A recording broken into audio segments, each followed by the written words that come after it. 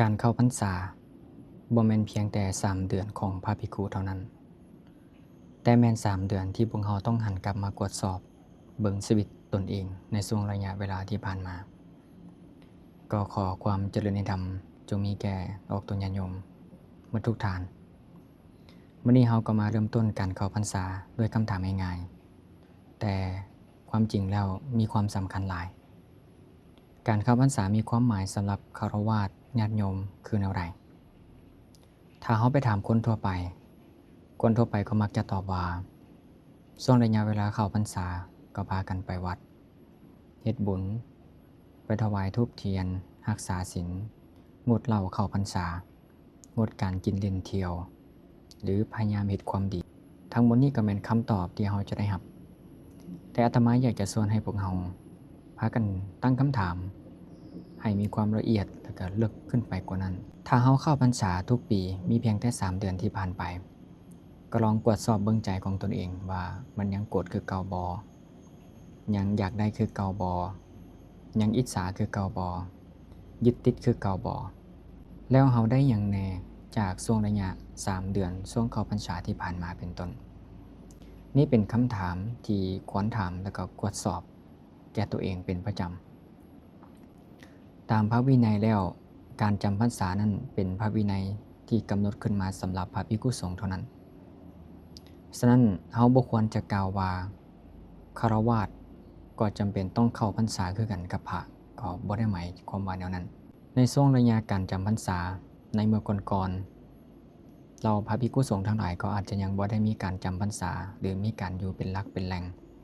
จึงถูกชาวบ้านพากันตำหนิติเตียนเพราะอยู่ในช่วงฤดูกาลที่มีการปลูกพืชพันธุ์ธัญพืชต่างๆซึ่งเฮ็ดให้พระภิกขุทั้งหลายเนี่ยเดินทางแล้วก็ไปเหยียบเขากล้าเกิดความเสียหายอย่างหลวงหลายชาวบ้านจึงพากันได้ตำหนิติเตียนว่า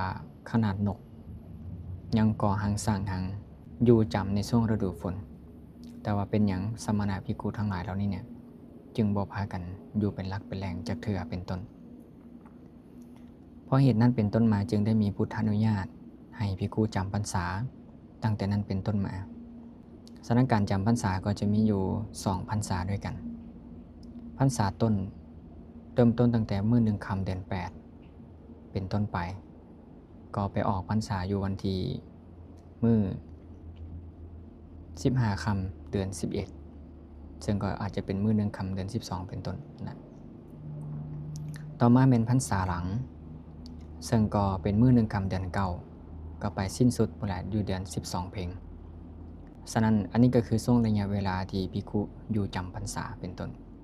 ฉะนั้นในช่วงระยะเวลา3 เดือนนี้ฆราวาสญาติโยมทั้งหลายควรใช้ระยะเวลานี้ควรใช้โอกาสนี้ในการหล่อหลอมตนในการฝึกฝนตนเองและอาตมาอยากให้เฮานั้นใช้คำว่าฝึกฝนเป็นหลักเพื่อเฮ็ดให้ชีวิตของเฮาดำเนินไปในช่วงระยะ3 เดือนนี้เพราะพุทธศาสนาบ่ได้สอนให้เพียงแต่พวกเฮาสะสมพิธีกรรมสรรเสริญย่องยอการกระทำเช่นนั้นแต่สอนให้เฮาฝึกฝนกายกรรมวจีกรรมและก็มโนกรรมคือการฝึกฝนการกระทำทางกาย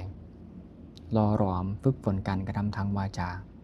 และก็หล่อหลอมฝึกฝนหรือพัฒนาทางด้านจิตใจโดยที่สุดก็แม่นการพัฒนาทางด้านปัญญาดังนั้นถ้าเฮาอยากใช้ระยะเวลา3 เดือนนี้ให้คุ้มค่าอย่าลืมเริ่มต้นด้วยคำถามที่ว่าปีนี้เฮาจะฝึกอิหยังให้แก่ตัวเองบ่ว่าจะเป็นเรื่องของกายวาจาใจเป็นต้น2 คำถามนี้คล้ายคือกันแต่ว่ามีผลที่แตกต่างกันหลายตัวอย่างเช่นปีนี้เฮาจะเฮ็ดบุญด้วยหยังต่อมาเฮาจะฝึกฝนอิหยังเป็นต้นเฮาบ่ต้องเปลี่ยนแปลงชีวิตทั้งหมดแต่ต้องเปลี่ยนวิธีอยู่กับชีวิตให้ถูกต้องคนรุ่นใหม่มีปัญหาหลายตื่นเช้าขึ้นมาก็มีโทรศัพท์เป็นเครื่องอยู่หรือว่าอยู่กับโทรศัพท์เป็นสาระสำคัญเห็นคนอื่นมีรถเห็นคนอื่นมีเงินเห็นคนอื่นไปกินไปเล่นไปเที่ยวเห็นคนอื่นประสบผลสำเร็จผ่านด้านสื่อโซเชียลต่างๆแล้วก็หันกลับมาเบิ่งตนเองเปรียบเทียบตนเอง ซึ่งก็อาจจะก่อให้เกิดความบ่ผาสุกแล้วก็เป็นทุกข์ตัวอย่างเช่นคำตัดพ้อที่มักจะได้ยินบ่ว่าจะเป็นคำว่าเป็นหยังชีวิตของเฮาคือบ่คือเขาเป็นหยังเฮาถึงต้องเป็นแบบนี้จากนั้นก็เกิดความน้อยเนื้อต่ำใจบางคนเฮ็ดเวียกหนักแต่ก็บ่มีเงินพอใช้บางคนมีเงินแต่ก็บ่มีเวลาในการบริหารชีวิตของตัวเองบางคนมีคนหักแต่อยู่นำกันด้วยใจที่บ่สงบผิดเถียงกันวิวาทกันบางคนบ่มีความหักและย้านตนเองจะโดดเดี่ยวมีความเหงามีความว้าเหวในการอยู่คนเดียวเฮาจึงพยายามแก้ทุกอย่างที่เป็นภายนอกตัวอย่างเช่นอยากมีเงินให้หลายขึ้นอยากมีคนหักที่ดีขึ้นอยากให้คนอื่นยอมรับเฮาอยากให้เวียกการงานของเฮามีความก้าวหน้าและก็ดียิ่งขึ้นการแก้ปัญหาภายนอกบางอย่างก็จำเป็นในการใช้ชีวิตแต่มีอยู่ปัญหาหนึ่งอย่างถึงแม้นมีเงินก็บ่สามารถแก้ให้เฮาได้คือจิตที่บ่รู้จักตนเองถ้าใจบ่รู้จักพอแม้นมีเวลาอยู่ตั้ง10ปีมันก็อยากจะได้20ปีแม้นมีอยู่แล้ว20ปีมันก็อยากได้50ปีมีคนฮักหนึ่งก็อยากให้เราเกิดความสนใจแล้วก็ฮักเฮาไปอย่างตลอดเมื่อเราบ่ตอบข้อความใจก็จะเริ่มร้อนรนเป็นเดือดเป็นร้อนเป็นหยังเขาคือบ่ตอบเขาเฮ็ดหยังอยู่เขามีคนอื่นบ่เขาบ่ฮักเฮาได้บ่เป็นต้นเฮาเห็นบ่ว่าเหตุการณ์ภายนอกเพียงอย่างเดียวคือการที่เขาบ่ตอบข้อความเป็นต้นแต่ใจของเฮามันสร้างเรื่องราวที่ให้ตัวเองต้องไปทุกข์ไปแล้วตั้ง10กว่าเรื่องนี่แหละคือจุดที่เฮาต้องเข้ามาฝึกฝนตนเองเป็นช่วงสำคัญฉะนั้นการเข้าพรรษาที่แท้ก็คือการให้พวกเฮาทั้งหลายพากันกลับมาเบิ่งตัวเองในช่วงระยะนี้เฮาอาจจะเข้าวัดได้แต่ถ้าเฮาออกจากวัดแล้วใจยังคือเก่าเฮาก็ต้องกลับมาฝึกฝนใหม่มากดสอบตัวเองใหม่การเข้าวัดบ่ได้แม่นจุดมุ่งหมายเพียงอย่างเดียวการฝึกใจของตนต่างหากคือจุดเป้าหมายของพวกเฮาเฮาสามารถเฮ็ดเวียกไปนำปฏิบัติธรรมไปนำฝึกฝนหล่อหลอมตัวเองไปนำได้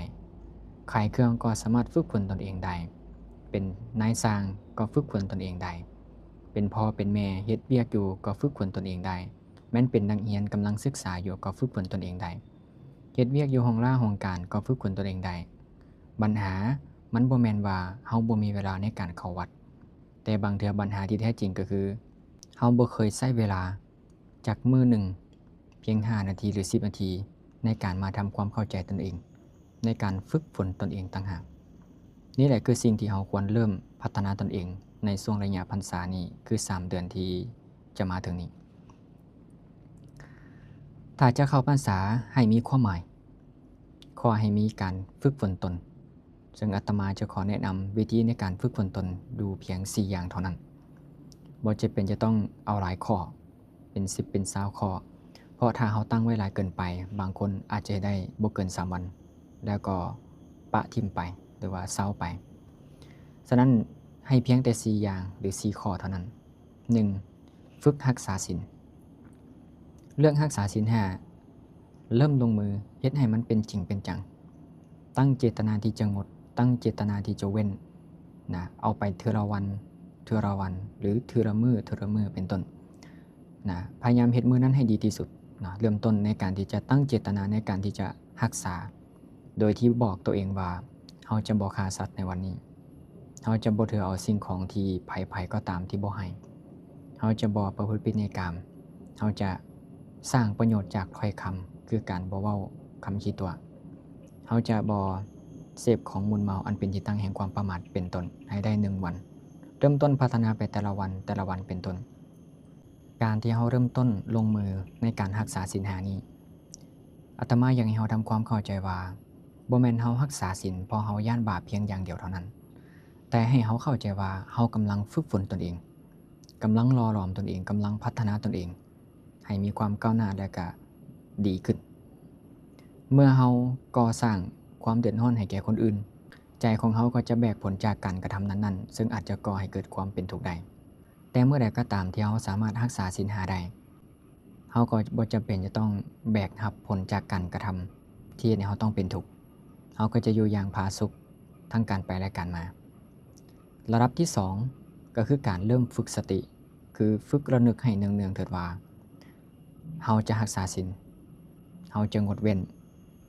เฮาจะบ่เฮ็ดเป็นต้นพยายามบอกกับตัวเองซ้ำๆระลึกตัวเองซ้ำๆว่าสิ่งใดเป็นกุศลสิ่งใดเป็นอกุศลอันใดเป็นเงื่อนไขที่จะเฮ็ดให้เฮาสามารถกระทำผิดศีลได้และอันใดเป็นเงื่อนไขที่เฮ็ดให้เฮาสามารถรักษาศีลได้อย่างสมบูรณ์ได้ฉะนั้นให้ญาติโยมพากันฝึกระลึกไว้เรื่อยๆว่าเฮาจะงดเฮาจะละเฮาจะเว้นเป็นต้น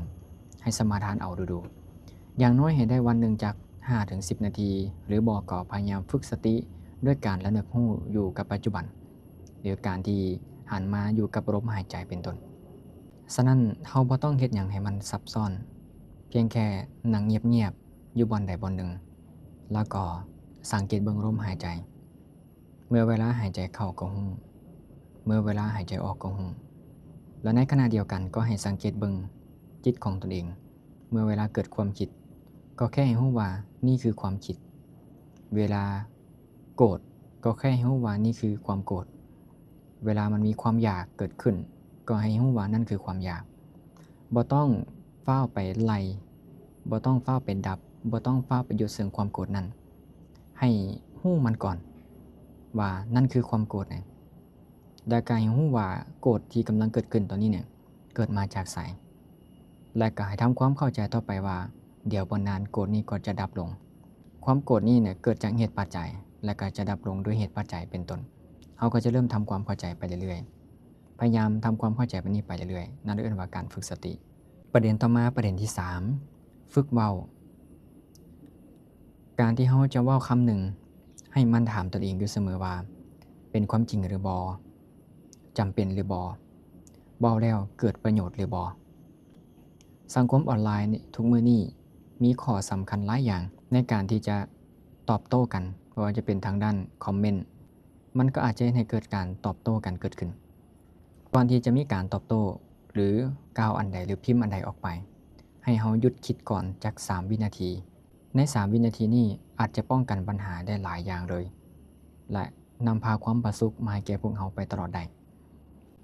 ปัญหาข้อที่4ให้ฝึกสังเกตถึงความทุกข์นี่คือใจความสำคัญของช่วงระยะพรรษานี้ทุกครั้งที่บ่สบายใจเฮาอย่าสุฟ้าวไปโทษคนอื่นให้ลองถามเบิ่งก่อนว่าตอนนี้ใจของเฮากำลังต้องการหยังคำถามนี้แหละจะพาเฮาเข้าไปหาความจริงเพิ่นเอิ้นว่าอริยสัจซึ่งก็คือว่าอริยสัจ4คือความจริงเป็นต้นและให้เฮาฝึกสังเกตต่อไปเรื่อยๆว่า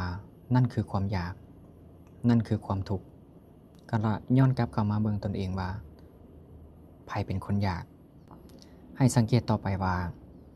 เมื่อเวลามีความอยากแล้วมันนำความทุกข์มาให้เฮาแบบใดแดดังนี้เป็นต้นฉะนั้นในช่วง3เดือนนี้เฮาควรเปลี่ยนแปลงตัวเองและพัฒนาตัวเองในด้านใดแดบ่จะเป็นจะต้องพัฒนาหรือไปเปลี่ยนแปลงอาชีพตัวเองบ่จำเป็นจะต้องเปลี่ยนที่อยู่อาศัยบ่จำเป็นจะต้องเปลี่ยนคนรักบ่จำเป็นจะต้องหนีจากโลกแต่ควรเปลี่ยนวิธีที่เฮาจะสัมพันธ์กับสิ่งเหล่านั้นเงินยังคงหาปกติแต่อย่าให้เงินกลายเป็นตัวตัดสินชีวิตของเฮาทั้งหมดค่อยมีค่าหรือค่อยบ่มีค่าเป็นต้นความรักยังคงมีปกติแต่อย่าสุรักโดยที่มีความยึดมั่นว่าเจ้าต้องเป็นดังใจของข้อยแบบนี้ให้ได้ตลอดทุกอย่างมันมีการเปลี่ยนแปลงและทุกคนก็มีชีวิตเป็นของตัวเองเฮ็ดเวียกหยังก็ยังเฮ็ดปกติแต่ให้ฝึกเห็นเถิดว่าเวียกก็คือเวียกความสำเร็จก็คือความสำเร็จมันบ่แม่นตัวตนของเฮาทั้งหมดเวลาเฮ็ดเวียกก็เอาใจใส่แต่พอเวลาเลิกเวียกก็ให้เข้าใจว่ามันบ่แม่นเวลาในการเฮ็ดเวียกแล้วมันเป็นเวลาในการอยู่กับปัจจุบันในการใช้ชีวิตของเฮาล่ะเป็นต้นนี่คือการเอาธรรมะเข้าไปใช้ในชีวิตประจำวันในแต่ละมื้ออย่างจริงจังในช่วงระยะ3เดือนนี้การปฏิบัติในช่วงพรรษาบ่แม่นการหนีจากชีวิตจุดนี้เป็นความสำคัญที่เราต้องมาทำความเข้าใจบางคนคิดว่าอยากจะไปปฏิบัติธรรมเข้าใจว่าต้องไปเฮ็ดอยู่วัดเท่านั้นอันนี้ขอบอกไว้เลยว่าบ่จำเป็นไปทั้งหมดเนาะถ้าเราอยู่วัดแล้วแต่ยังโกรธพระภิกขุหรือซังกันนินทากันอิจฉากันยึดว่าของข้อยคนของข้อยความคิดของข้อยเป็นต้นเฮาก็ยังต้องฝึกฝนหล่อหลอมตัวเองอย่างอีกไกลในทางกลับกันถ้าเป็นฆราวาสถ์ ที่ยังต้องอาศัยอยู่บ้านอยู่เรือน แต่ยังคงรักษาศีลฝึกสติสำรวจกวดกาตนเองเบิ่งความโกรธรู้จักความอยากและพยายามที่จะเห็นซึ่งความบ่เที่ยงของสิ่งทั้งหลายตามความเป็นจริงอยู่สม่ำเสมอ